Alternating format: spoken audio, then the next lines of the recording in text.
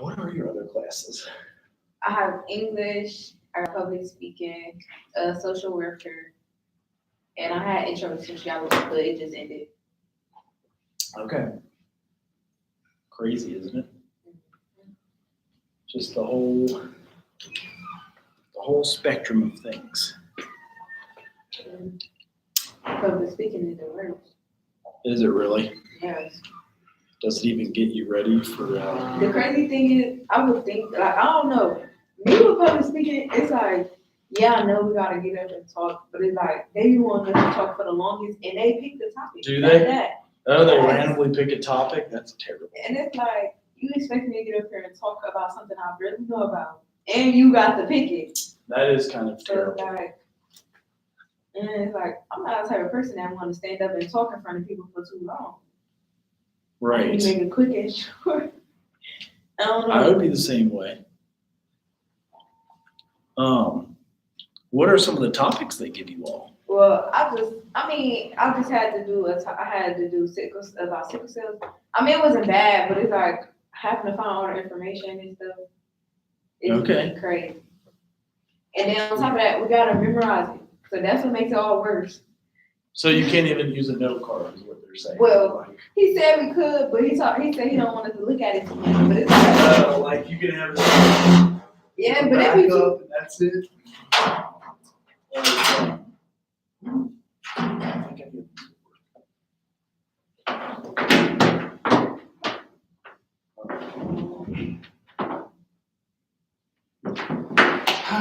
Which day did you want to present? I'm gonna go on Tuesday because I'm almost done with my slide. Okay. So I gotta find some good videos. That works. For my I gotta find some good videos. I was looking at some today, but I ain't found no good ones yet. Right.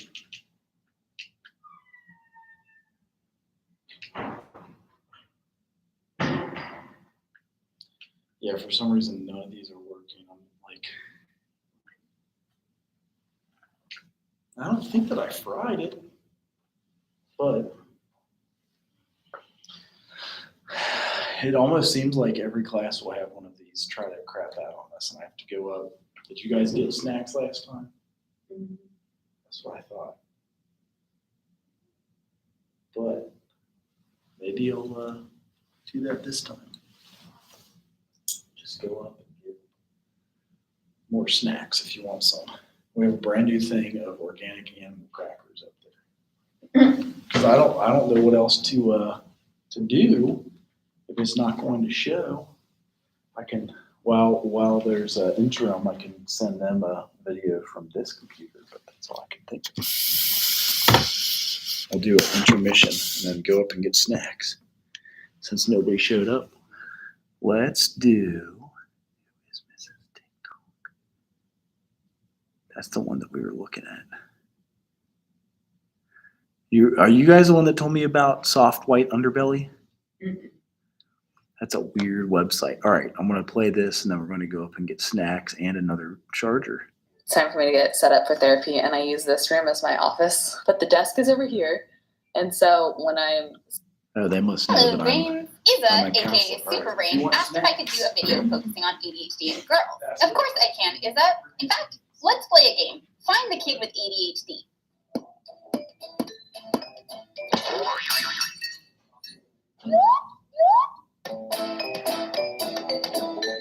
This one's a no-brainer, right? Well, you know what I mean. But did you notice the girl brain staring out the window? How about the one still working on her test long after everyone else is finished? If you didn't, you're not alone. Boys are diagnosed with ADHD 3 to 4 times as often as girls are, even though research is starting to show that girls are just as likely to have it. In fact, some experts believe that boys are being overdiagnosed, while girls tend to be underdiagnosed. Why is that? The simple answer? It's complicated. I did a ton of research on the issue, and I found 5 main reasons for this.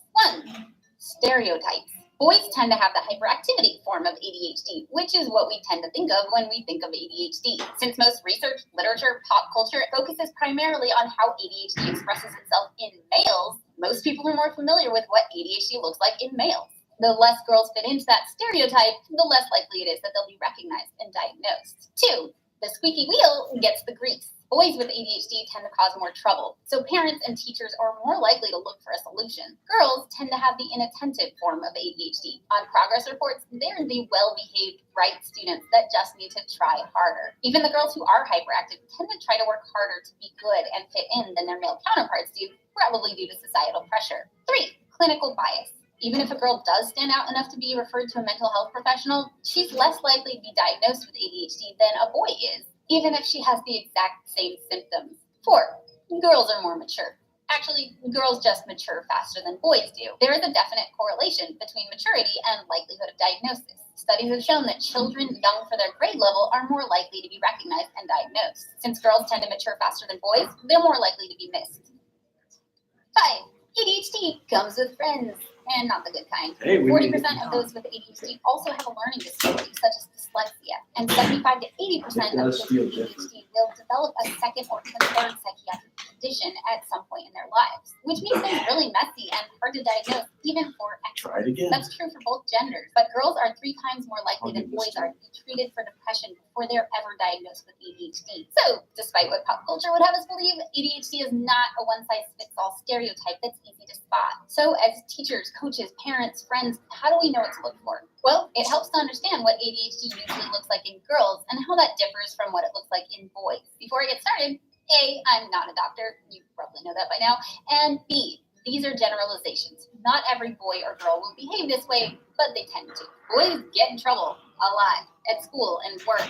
Girls tend to have more difficulty in social relationships, and at home, boys are usually more physically aggressive, shoving, hitting, kicking. Girls are usually more verbally aggressive. Boys' symptoms are more external. Girls' symptoms are more internal. Boys often interrupt while other people are talking. Girls space out while other people are talking. What were you saying 5 minutes ago? Boys externalize their frustrations. Girls tend to turn pain and anger inward.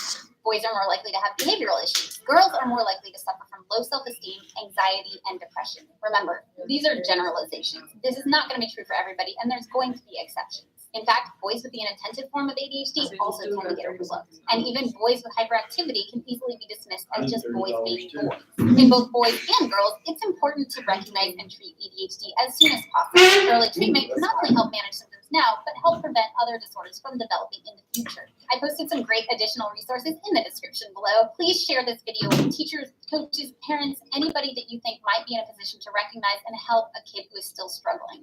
That's it for this week. Thanks, Izza, for your great topic suggestion. If any of you would like to suggest the topic, hit me up on Facebook or Twitter or comment below, and be sure to subscribe so you will see it when I make it. Bye, brains.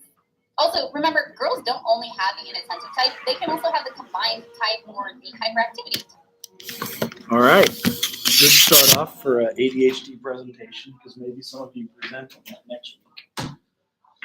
Oh, it crashed my whole system. Look at that.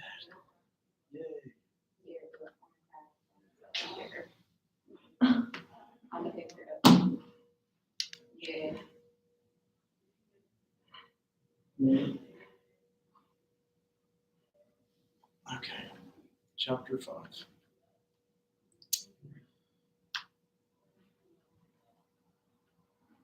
I'm going to finish up chapter 5. This is talking about on Tuesday, right? Chapter 5? I did, but did we do any parenting styles yet? I don't think so. Because this is the cool part. Because a lot of us, it's cool because I always say, what parent style did you guys grow up with? Because we all had, you could have a combination of both. So there's authoritative, they're nurturing and affectionate, but they set boundaries, they discipline with guidance, and they have open communication. So it is high on the warmth and high on control. But then when you go low warmth, like your dad's a dick or something, your mom's an ass, that's authoritarian. That's authoritative. Authoritarian is they're meaner, they're strict, they're inflexible. This is kind of like how my mom was. High expectations, punishes rather than disciplines. Tiger mom would be an example of that. Permissive is super nice, but low in control. And this is sometimes how you get bad kids. So they're nurturing and affectionate, but they have few inconsistent boundaries. They take the role of a friend instead of a parent. And then here's the low on both sides. Low on warmth, low on control. It's an uninvolved parent. So they're emotionally detached, self-absorbed, inconsistent, no boundaries, little interaction. So I don't know. I'm gonna say between the authoritative and then the permissive. She be trying to be a friend, sometimes. Yes. But yes. it's like, it was already a little mean. Yep. Yeah, so you do, that's the hard part, is you actually do have to set some boundaries. Like I'm finding out with my kids, don't test the line until you tell them what it is. They'll keep testing that line. And they'll run you into the ground if, I don't know what this is. Is that like, it must be like something you can use for a background title, okay? It's So- when you create a smile. Yes. Which I'm not good at using the fancy stuff. I'm I not feel saying like me neither. And I hate word docs. you guys are way better at it than I am. I struggle with words so much. I even took a test of word doc and failed it. Oh, to like In my summer program. write the correct words or to use Word documents? Like my summer program, we had a test on a whole little word. Like, we Okay. had to learn all the little things. I still failed it. I just stick to the Google Docs. Okay. Hello. Let me think about this. Parenting styles. That's what I want to go. There's some funny ones that are like, if you watch any of these before, there's some really funny ones that get the most hits. So the first one, my favorite actually are the clips from sitcoms and movies. Well, let's go with this one first, because it's just 4 minutes. As long as it doesn't block me on YouTube for using another YouTube. Hopefully it won't.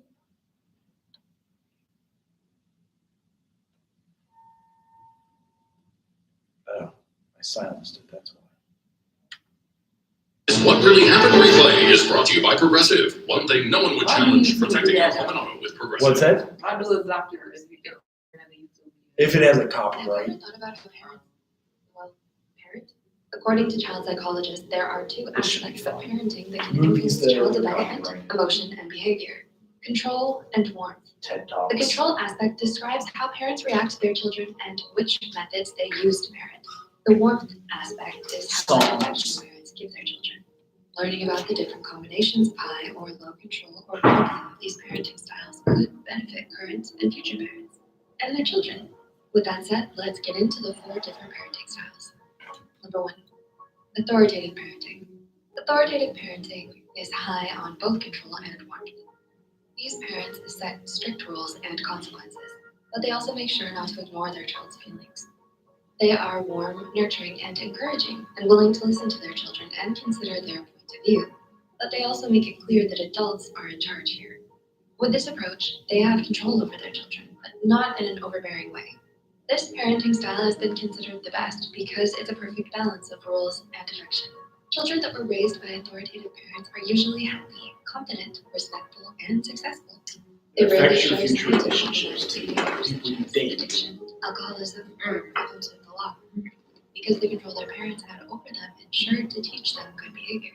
And since they received so much love growing up, they can love and fulfill themselves and have stable and secure relationships with others. Number 2, authoritarian parenting. It sounds similar to authoritative parenting, but make sure not to confuse the two. Authoritarian parents are also high on control, but their parenting is lacking warmth and emotion. These parents believe children should follow rules without exception. They are strict and believe in punishments and discipline. While enforcing their rules, they don't really care about their children's emotions. Negotiation is just not an option at their house. They may seem cold and distant when dealing with their children, and sometimes they can be hostile and aggressive. When their children grow up, they are obedient, respect authority, and follow the rules. But because their opinions were never heard or valued, So these are the 4 styles of parenting. There's like a grid that we show here, and you can have either authoritative, is the best one, the first one they went over. Authoritarian is low in warmth but high in control. Permissive parenting and uninvolved parenting. We're going to go through all of these in a fun day today. And you guys get to figure out what type of parent did you have growing up. They have problems with self-esteem. It's hard for them to communicate their wants and needs with confidence. Because of this, they may be prone to depression or anxiety disorders. Number 3, permissive parenting. Kids This usually is when your parents, your best friend, and they like want to party with you and have fun, but it's not always the best way. like this parenting style the most because those parents show little control and lots of warmth. They often say that kids will be kids and are quite forgiving when their kids make mistakes and might sometimes act more like friends than parents. They like talking with their children and joking around, and they rarely put their foot down. But no matter how much their kids like that treatment, the permissiveness comes with a price. Children raised this way are often low in self-control, consideration for others, and in achievement motivation. They are also more likely to experiment with drugs or alcohol. They also might struggle academically and have low motivation for higher education. And number 4, uninvolved parenting. Unfortunately, some parents don't really care about warmth nor control. Those parents, uninvolved ones, barely ever show interest in their children. They don't ask about their needs, schoolwork, or friends. They let their kids do whatever they want while expecting them to take care of themselves too. They can be straight up neglectful, cold, and rejecting when their kids seek their help. Uninvolved parenting also has negative effects on children. They don't do well in school, don't have fulfilling friendships, and have high levels of depression, anxiety, and drug use by the time they're teenagers, and are also likely to struggle with their self-esteem. If you're not a parent, which parenting style did your parents have while raising you? And what effects did it leave on you? And if you are a parent, in which category do you feel you fit in? Let us know in the comments if you feel like there's room for improvement. Good job on taking the first step. With lots of learning, dedication, and willingness, you can achieve that perfect balance and become an authoritative parent, raising a happy, protected, and confident child. If you like this video, please share it. The references and studies used are listed in the description below. Until next time, friend. So that's helpful. So you could have a piece of a couple of them, or like maybe they change over time, like they got better at parenting and like learned how to do it better. I'd say more likely they're like maybe 1, 2, or half of 3. So the next one, you guys can think about a little more. This uses like the Cosby. Anybody ever watch the Cosby Show? I know it's old school, but it uses all these different types of parenting with sitcoms, which I like. So. The all-new Pilot Trail Sport, the most off-road capable Honda SUV ever. Showing up on the first page of Google. So yeah, figuring out parenting style, it does affect how we are in a relationship later on in our life, but it also then begs the question, how will we parent when we grow up? Ranks for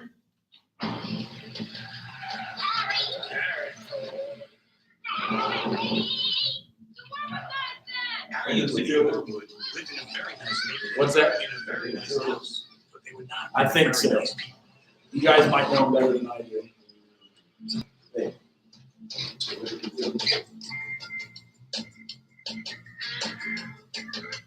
The Wormwoods were so wrapped up in their own silly lives that they barely noticed they had a daughter, had to take care of herself. Shake and feed yourself. As time went by, morning Matilda's overgrown microphone